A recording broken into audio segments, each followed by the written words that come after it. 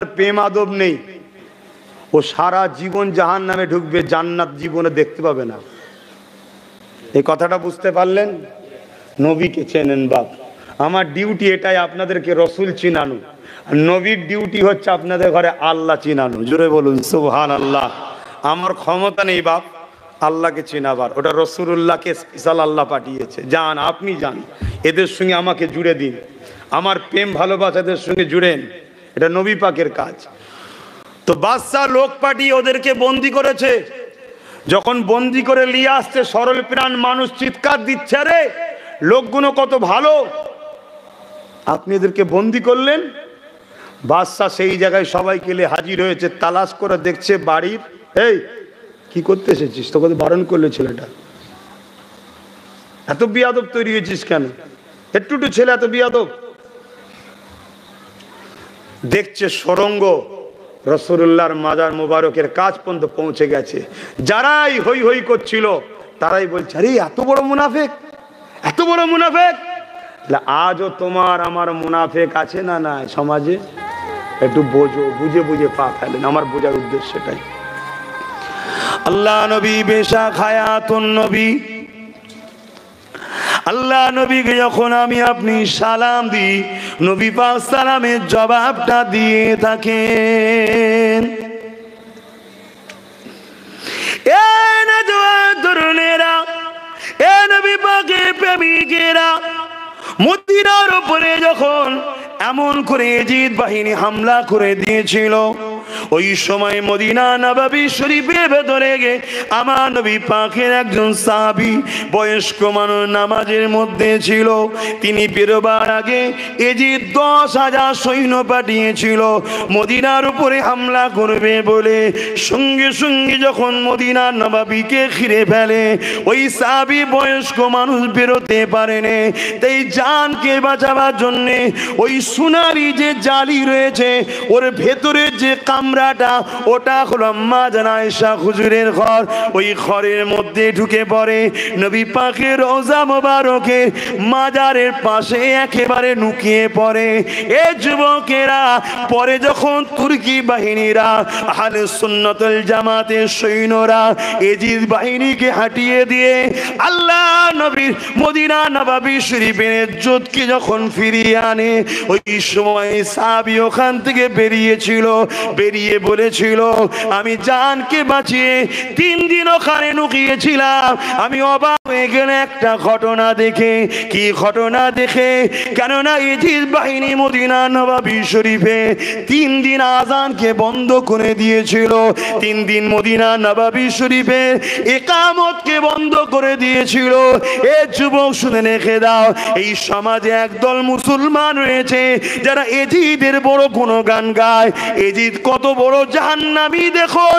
আল্লাহ নবী, নূর নবী, দয়া নবী মদিনা নববী শরীফে গাদা, খচ্চর, দুম্বা বেঁধে দিয়ে পিশাব পায়খানা পর্যন্ত করিয়েছিল। নামাজ ইকামত এমন করে আযানকে বন্ধ করে দিয়েছিল।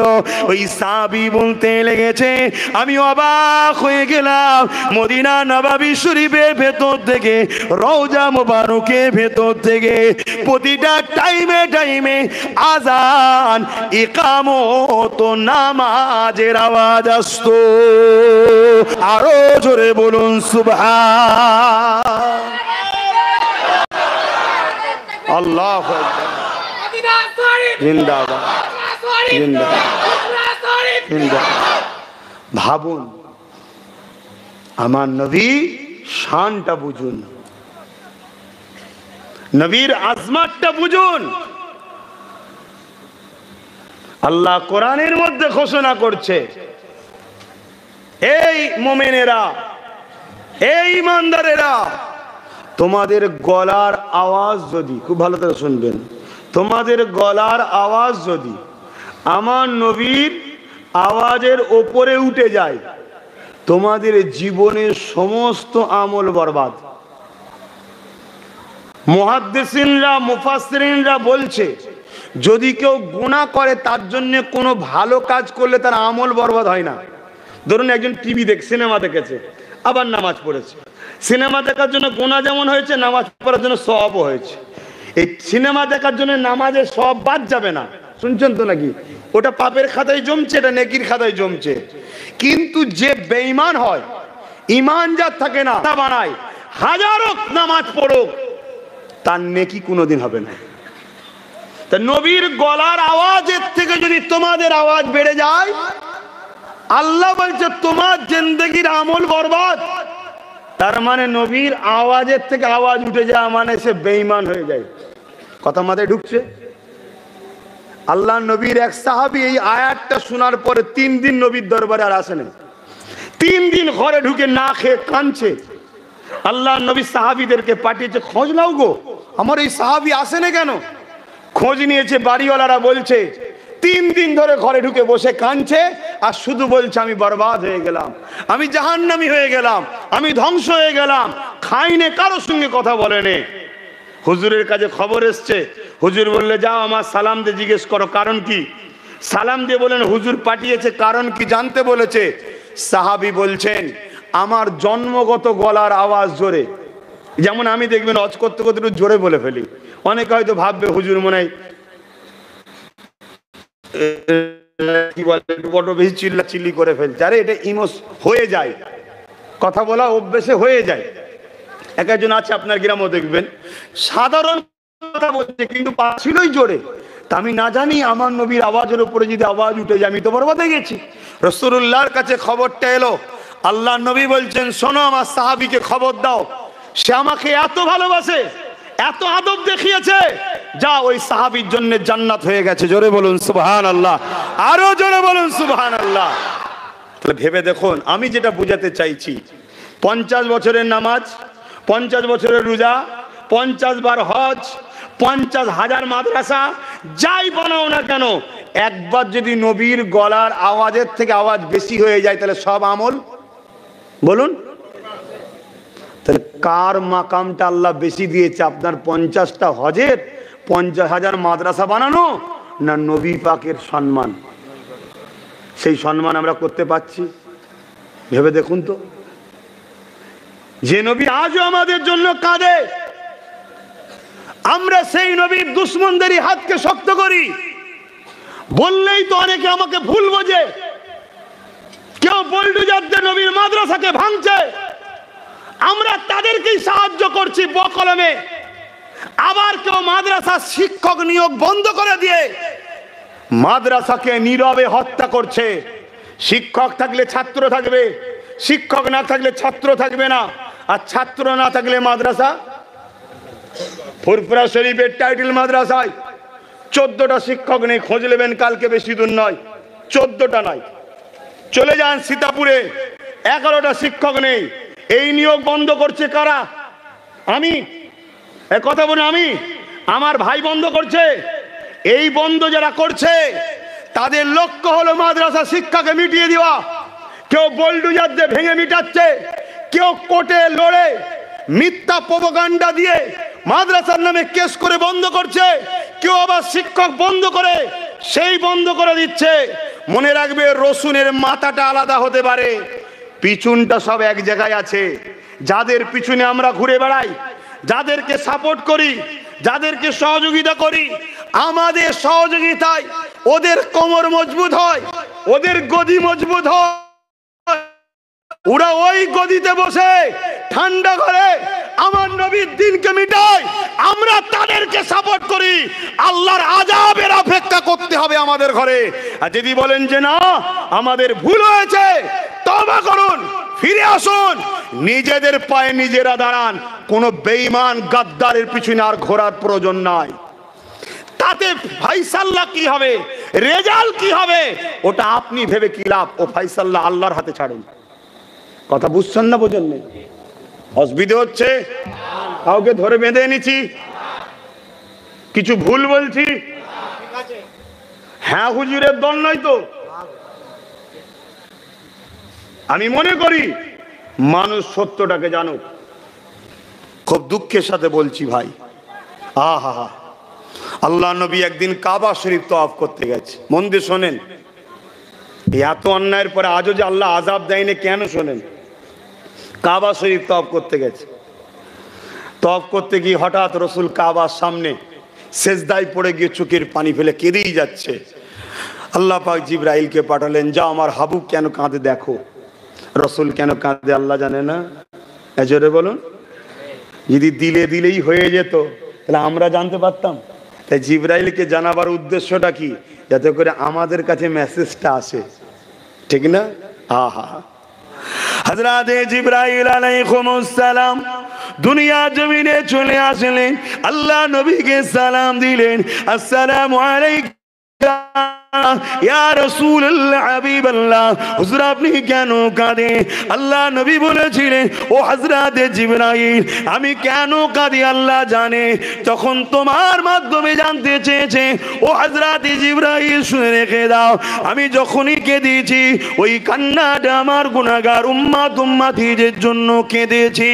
এ হযরত জিবরাইল রে, কাবা শরীফ তওয়াফ করতে করতে এমন করে মনে পড়ে যায় আজ জাতির কথা, সামুদ জাতির কথা। আজ জাতিরা তাদের নবী রাসূলের কথা শোনেনি বলে আল্লাহ আজ এত অন্যায়ের পরে আমাদের উপরে আল্লাহ আযাব গজব দিয়ে ধ্বংস করছে না কেন? রাসূলের সঙ্গে আল্লাহ ওয়াদা করেছে, আর ওয়াদাল্লাহি হাক্কুন। আল্লাহ কথা বুঝছেন না, বোঝেন না? দেখেছেন তো সমস্যা। দরুদ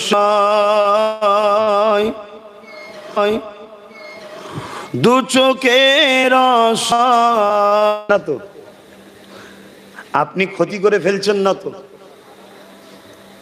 যে নবী আপনাকে এত ভালোবাসে, যে নবী কত কষ্ট করে এই দিনকে আপনার দুয়ারে এনে দিয়েছে, এই দিনের জন্য যে নবীকে মাসকে মাস পাহাড়ে গাছের পাতা ফলমূলকে জীবন ধারণ করতে হয়েছে, এই দিনের জন্য যে নবীকে নিজের মাতৃভূমি মক্কা ছেড়ে দিয়ে ইয়াসরিফ মদিনাতে হিজরত করতে হয়েছে, এই দিনের জন্য যে নবীর দান্দা মুবারক উহুদে শহীদ হয়েছে, আপনি সেই দিনের দুশমন নয় তো?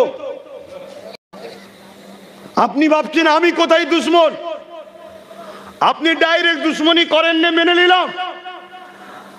আপনার সহযোগিতায়, আপনার অর্থে, আপনার কোন রকম প্ল্যানে আপনার নবীর দুশমন শক্তিশালী হচ্ছে না তো? আমি কি বোঝাচ্ছি, বুঝছেন? আপনার সাহায্যে কেউ ক্ষমতায় এসে হিজাবকে ব্যান করার চেষ্টা করছে না তো? আপনার সহযোগিতায় কেউ ক্ষমতায় এসে নামাজের, ঈদের নামাজকে নিজের নোংরা চক্রান্তের শিকার বানাচ্ছে না তো? আপনার দেয়া সহযোগিতায় কেউ ক্ষমতার জোরে এসে ডিবেটে বসে আপনার আল্লাহ, আপনার ইসলামকে নোংরা নোংরা মন্তব্য করার সুযোগ করে দিচ্ছে না তো? একটু মাথা খেটি আমার কথা ভাববেন। আপনি ডাকাতের হাত থেকে বাঁচার জন্য চোরের কোলে উঠছেন, ডাকাতের হাত থেকে বাঁচার জন্য চোরের কোলে উঠছেন, যে চোরটা ঠিক আছে। আপনি জানেন না চোর কাকে বলে? যে ছোটখাটো চুরি করে। আর ডাকাত কাকে বলে? যে মূল গুড়া সমেত চুরি করে লাই। তো চোরিতে চুরি করতে করতে ডাকাত হয়। কথা মাথায় ঢুকছে না? ঢোকেন না? কালকে চোর চিল্লে ছিল অমুককে তাড়াও, আজকে সে ডাকাত হয়ে যে বলছে অমুককে নিয়ে আসো, বলছে না? বলে না? আজকে যার জন্য আপনি নিজের ভাইয়ের মাথায় বাঁশ মারছেন, যার জন্য আপনি গ্রামে দলাদলি করলেন, সেই সেকুলার বন্ধু কালকে তো চলে গেল অন্যদিকে। এই সমাজে ঘটছে না? ঘটে না? কে কোন জাহান নামে যাবে, যাকগে যাক। কিন্তু আপনি এমন লোকের সঙ্গে উঠা বসা করছেন না তো, যারা আপনার 1 টাকা সাহায্য নিয়ে আপনার দিনকেই মিটাবার শক্তি তৈরি করছে। কিছু বুঝতে পারছেন কি আপনারা? যদি পারেন পরিবর্তন হন। হুজুর আমার কাছে তো, আমার কাছে 10 টাকা আছে, কি হবে? 10 টাকা 1 টাকা বড় কথা নয়। আপনাকে মালিক সৃষ্টি করেছে সত্যের পক্ষে থাকা, অন্যায়ের বিরোধী করা। একা তো কি হয়েছে? হুজুর আমি জেল খাটবো, একা বললে, আরে মালিকের জন্য জেল যেতে রাজি নয়। তুমি তোমার আল্লাহর পরীক্ষা, যদি তোমাকে জেলে দিয়ে আল্লাহ জান্নাত দেয়, ইমাম হোসাইনের থেকে তুমি দামি নাকি? ইমাম হোসাইনের থেকে আব্বাস সিদ্দিকী দামি? ইমাম হোসাইন যদি কারবালার মাঠে আল্লাহর খুশির জন্য পুরো পরিবারকে কুরবান করতে পারে, 72টা লাশ কাঁধে বয়ে নিয়ে এসছে, প্রত্যেকবারে আসমানের দিকে চেয়ে বলেছে, আল্লাহ তোমার জন্য দিলাম, খুশি তো? লাস্টে নিজে যখন যাচ্ছে তখনও বলছে আল্লাহ হোসাইন হয়তো ফিরে আসবে না, আপনি আমার উপর রাজি তো? তুমি আমি কে লাট সাহেব হয়ে গেছি, জেলের ভয়ে আল্লাহর দুশ্মনের সঙ্গে বন্ধু করবে? দুনিয়ার জেলের থেকে জাহান্নাম বড় কঠিন বাপ, শুনছেন না শোনেন না? আর আল্লাহ যাকে যত ভালোবাসে তাকে তত কঠিন পরীক্ষায় ফেলে। আল্লাহ যাকে যত ভালোবাসে তাকে তত কঠিন পরীক্ষায় ফেলে। আল্লাহর প্রেমটাই আলাদা। এক দরবেশ জিজ্ঞেস করছে আল্লাহ আপনার প্রেম তো বুঝি আসে না কেন? ওলিদের উপরে এলহাম হয়, এলহাম গায়েবী আওয়াজ, নবীদের উপরে ওহী হয় কেন? আল্লাহ দুনিয়ায় যদি কেউ কাউকে ভালোবাসে সে কষ্ট পাক এটা কেউ চায় না। এই কেউ চায়? বলুন না আপনারা আপনাদের বাচ্চার কষ্ট চান? জোরে বলুন। কেউ চায় না। আর আপনি আপনার বান্দাকে ভালোবাসেন বলছেন আর তাকেই কষ্ট দেন। আল্লাহ বলছে শোনো, আমার রাস্তাটা দুনিয়ার মানুষের রাস্তার থেকে আলাদা। দুনিয়ার মানুষ ভালোবাসে স্বার্থের জন্যে, আর আমি তো সবাইকে বানিয়েছি। আমি আমার বন্ধু, আমার ভালোবাসার মানুষকে, আমার ভালোবাসার বান্দাকে আমি অনেক বড় জায়গা দেবো, তার আগে আমি তাকে একটু পরীক্ষা করে নিই। দুনিয়ার প্রেমের রাস্তা শুরু হয় ফুল দিয়ে। দুনিয়ার প্রেমের রাস্তা শুরু হয় কি দিয়ে? ফুল দিয়ে। কিছুটা যাবার পরে জাহান্নামের মতো কষ্ট হয়ে যায়। কি গো, হয় না? হয় না? প্রেম কদিন থাকে বলুন? স্বার্থ আছে না নাই? আর আমার আল্লাহ বলছে আমার রাস্তাটা শুরু হয় কাঁটা দিয়ে। একটু কষ্ট করে পার হতে পারলে শান্তি শুরু হয়, আর সেখানে কোনোদিন কষ্ট নাই। জোরে বলুন সুবহানাল্লাহ। দেখেন না, আপনি আপনার ছেলেকে ভালোবাসেন বলছেন, ওই ভালোবাসা কতদিন থাকে বলেন? আর ভালোবাসেন কেন? স্বার্থের জন্যে। বিনা স্বার্থে কেউ ভালোবাসে? ছেলে বাপকে ভালোবাসে কদিনের জন্যে? মুখ মরতে বাকি, অমনি সব ভাগ করছে, এটা আমার, ওটা আমার, ওটা আমার। কি ভুল বলছি? আর এই ভালোবাসা স্বার্থের জন্যে। আর আল্লাহ আমাদেরকে ভালোবাসে, তিনার তো সব কিছু আমরা তৈরি, আমার থেকে তিনার কি নিবার আছে ভাই? নামাজ আল্লাহর প্রয়োজন নেই, তোমার আমার এক্সারসাইজ হয়, উপকার হয়। রোজা তোমাকে আমাকে ক্যান্সার মুক্ত শরীর দেয়, শরীরকে আপডেট করে দেয় রোজা। তুমি জানো রোজার কি ফজিলত? পিত্তকে তোমার আপডেট হয়, লিভার আপডেট হয়, সুগার মুক্ত শরীর দেয়। যেমন অনেক দিন মোবাইল চালাবার পর মোবাইলে ভাইরাস ঢুকে যায়, অ্যান্টিভাইরাস মারতে হয়, তাই কোম্পানি আপডেট দেয়। দুনিয়ার খাদ্য ঢুকে ঢুকে ছোট ছোট ব্যাকটেরিয়া, ব্যাড ব্যাকটেরিয়া তৈরি হয়, পোকা তৈরি হয়। রোজা হলো আপডেট। এক মাস যেই রোজা রাখবেন আপডেট ঘুরে ঘুরে মোবাইল অটোমেটিক চালু হয়, ফ্রি হয়ে যায়। শরীর এক মাস পরে পুরো নতুন 11 মাসের জন্য ফ্রি শরীর দেয়। জোরে বলুন সুবহানাল্লাহ। আমরা তো বোকা বলে রাখতে পারি না। পৃথিবীর অন্য ধর্মের মানুষরাও যারা বড় বড় শিক্ষিত সায়েন্টিস্ট এবং বিশেষ করে মেডিকেলে যারা পড়াশোনা করছে, তারা শখে শখে না খেয়ে থাকে। কিন্তু আমার রসুল কত সুন্দর সিস্টেম দিয়ে গেছে, আমরা রাখতে পারছি না। রাখবেন তো যাক, আমি অন্যদিকে চলে যাচ্ছি। আবার আমার বলার উদ্দেশ্য এটাই, যদি গুনাহগার হই মাপ আছে। ইসলামের দুশ্মন ডাইরেক্ট হোক আর দুশ্মনকে সাপোর্ট হোক, মাপ নাই। বলুন মাপ আছে? আচ্ছা বলুন তো বাপ, আপনার ছেলে তুই কি করছিস মোবাইলে? পায়ের উপরে মোবাইল রেখে তুই কি করছিস? ওই ছেলেটাকে বলছিস, ওই তোর পিছু নেই, ওই যে কালো মোবাইল, কি করছিস? পকেটে রাখ, চুরি হয়ে যাবে শেষকালে। আপনার ছেলে আপনার দুশ্মনের সঙ্গে যদি মেশে, বাপ হিসাবে বলুন আপনি খুশি?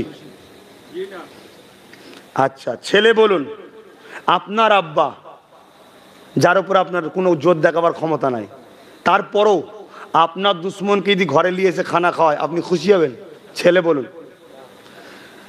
তাহলে রসুলের দুশ্মনের সঙ্গে আপনি যদি হাতে হাত মিলিয়ে চলেন, তাদেরকে যদি সহযোগিতা করেন, বলুন আমার আল্লাহ খুশি হবে? আপনি বলছেন দুনিয়া, হ্যাঁ? আপনার প্রত্যেকটা সেকেন্ড ফেলার আগে ভাবতে হবে আল্লাহ খুশি না বেজার, টানার আগে ভাবতে হবে আল্লাহ খুশি না বেজার। এর নাম হলো দিন। কিছু কিছু মানুষ তো এমনও বলে, কি করা যাবে, নাচারি করতে হবে। ওই মানুষগুলোকে দেখে বড় আফসোস হয়, কেননা ইতিহাসের পাতা সাক্ষী দেয় আবু জেহেল একদিন আমার নবী পাকের কাছে হাতকে মুঠো করে নিয়ে আসলো, নিয়ে এসে বলল, বলো তো মুহাম্মদ সাল্লাল্লাহু আলাইহি ওয়াসাল্লাম, আমার হাতের মধ্যে কি আছে? ভাই আমার হাতে যদি বলি কি আছে, আপনারা কি বলবেন? হাতে থাকাও তো কোনো শর্ত নাই, খালি হাত কত মুঠো করে দেখা যায়, কিন্তু কপাল ফাটা হলে বোঝে না। আল্লাহ নবী বলল, আবু জেহেল তোমার হাতে কি আছে বলবো, না তোমার হাতে যে আছে সে যদি বলে আমি কি মেনে নেবে? তখনই তো আবু জেহেলের বুঝে লিয়া দরকার ছিল যে আমার হাত খালি নয়, আছে কিছু, রসুল দেখে নিয়েছে। যে মুঠো হাত দেখতে পারে সে তাকে দিয়ে কথা বলাতেও পারে। জোরে বলুন সুবহানাল্লাহ। কথা বুঝলেন? কিন্তু কপাল ফাটা হলে তো মাথায় ঢোকে না। আমি 2016 থেকে বুঝাচ্ছি, লাখো মানুষ বুঝেছে, এখনো পাড়ায় পাড়ায় 2-5টা করে কপাল ফাটা আছে না নাই? সেই গো মেরে আছে, হ্যাঁ এই হয়ে যাবে, ওই হয়ে যাবে, হ্যান হয়ে যাবে, ত্যান হয়ে যাবে, কি হতে আর বাকি আছে? হ্যাঁ, সব তো প্যারালাইসিস হয়ে পড়ে আছি আমরা। বলছি নাকি 10 বছর 20 বছর 50 বছর কি বলে কুমাই থাকাতে মরে যা ভালো না? অতএব একবার লড়বো, ভালোভাবে লড়বো, সোজাসুজি কথা বাপ, হয় ইস্পার নাই উস্পার। কি গো ভুল বলছি? হ্যাঁ ভুল বললাম নাকি? রোজ এসে একটা করে চাটি মেরে চলে যাচ্ছে, যেন স্কুলের ঘন্টা, যেন যে খুঁজি ঠুকেতে চলে যাচ্ছে, যে খুঁজি ঠুকেতে চলে যাচ্ছে, রোজ এসে মেরে যাচ্ছে। কি যা হবে একবার হোক। আমার কথা মনে পছন্দ হচ্ছে না নাকি? হ্যাঁ জানি না আপনারা কিভাবে বাঁচতে চান, কিন্তু আমি মনে করি 1000 বছর কচ্ছপের মতো বেঁচে থাকার থেকে একদিন বাঁচবো সিংহের মতো বাঁচবো, এটা আমি মনে করি। ভুল বললাম?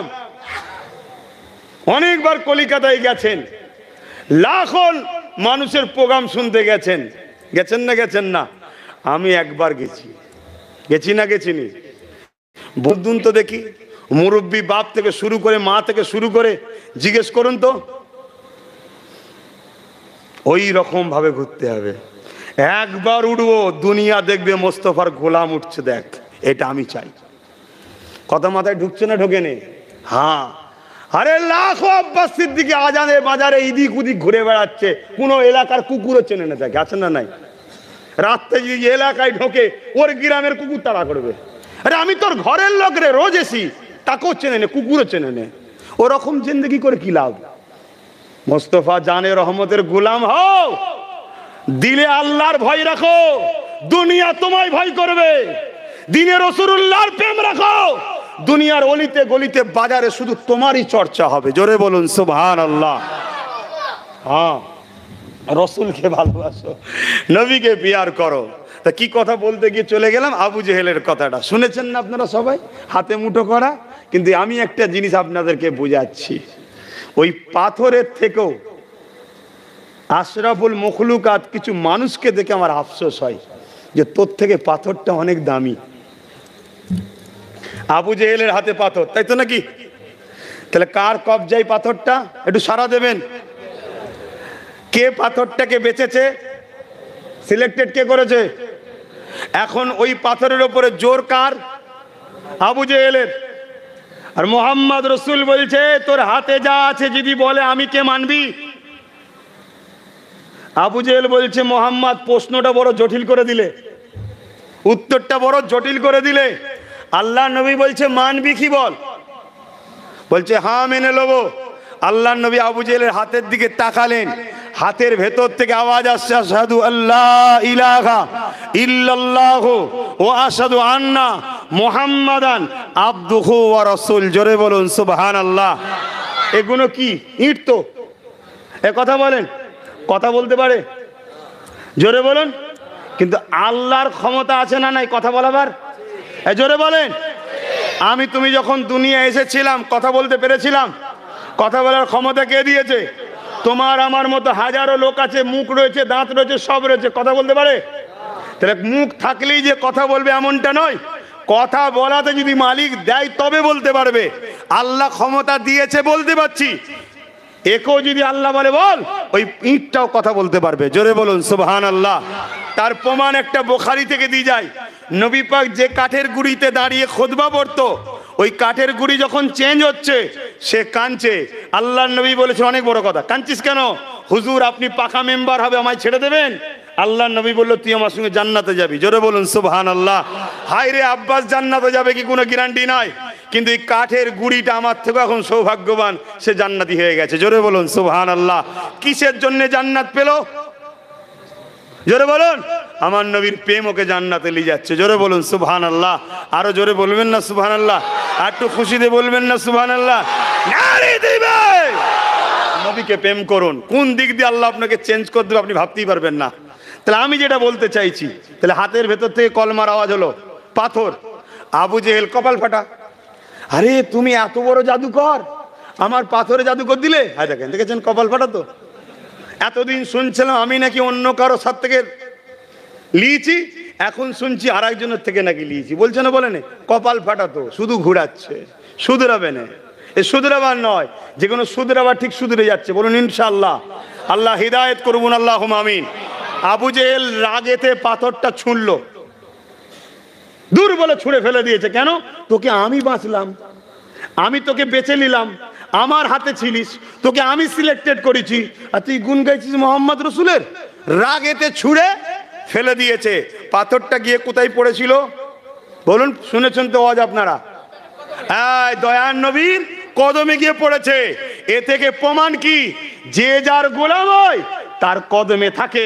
পাথর যদি রসুলের গোলামি করে নবীর কদমে থাকতে পারে, দুনিয়ায় যতদিন বাঁচবো আমরা যদি নবী নবী নবী নবী করি, নবীর পক্ষে থাকি, জান্নাতে রসুলুল্লাহর কদমেই যে উঠবো। জোরে বলুন সুবহানাল্লাহ। আরো জোরে বলুন সুবহানাল্লাহ। এখন আমি যেটা বলতে চাইছি, ওই পাথরকে জিজ্ঞাসা করো, আরে পাথর, তুই ছিলিস আবু জেহেলের হাতের মুঠোয়। আবু জেহেল তোকে শাস্তি দিতে পারতো, আগুনে পুরাতে পারতো, তোকে ভেঙে টুকরো টুকরো করতে পারতো, রাগে তোকে ধুলো করে দিতে পারতো। কেন? তুই আবু জেহেলের মুঠোর মধ্যে ছিলিস। অনেকে বলে আমরা ওর দখলে আছি, ওদের হাতে ক্ষমতা, ওদের হাতে পুলিশ, ওদের হাতে মেশিন, ওদের এই ওদের সেই। আর এই পাথরকে দেখে শিক্ষা নাও। আবু জেহেলের হাতে ছিল, আবু জেহেলের দখলে ছিল, আবু জেহেলের কবজায় ছিল। আবু জেহেল তাকে শাস্তি দিতে পারতো। তাকে জিজ্ঞেস করা হচ্ছে, তোর কি ভয় লাগে না? তোর কি চিন্তা হয় না?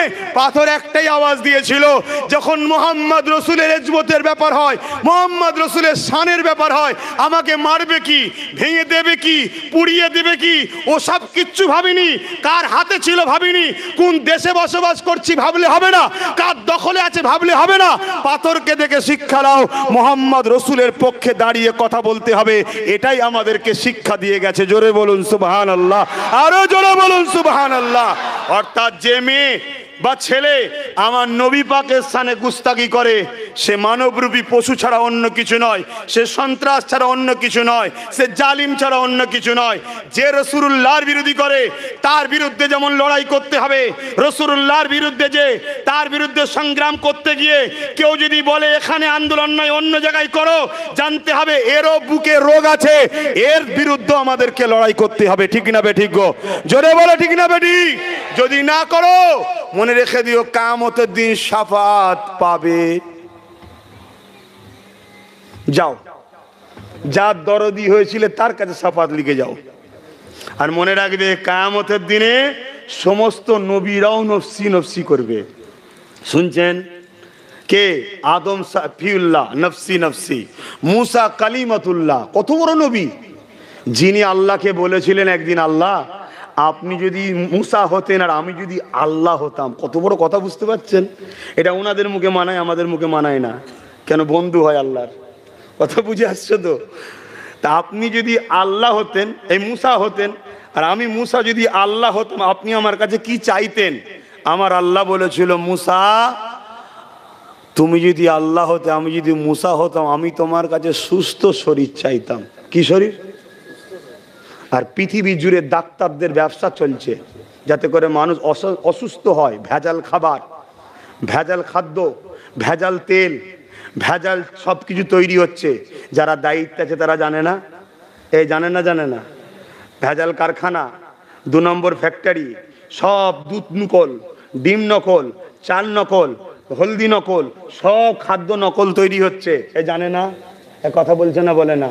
ফ্রিজে কার কি গোস্ত আছে জানতে পারছে, আর এগুলো জানতে পারে না। শুনছেন না শোনেননি? তারপরও প্রতিরোধ করেনি কেন?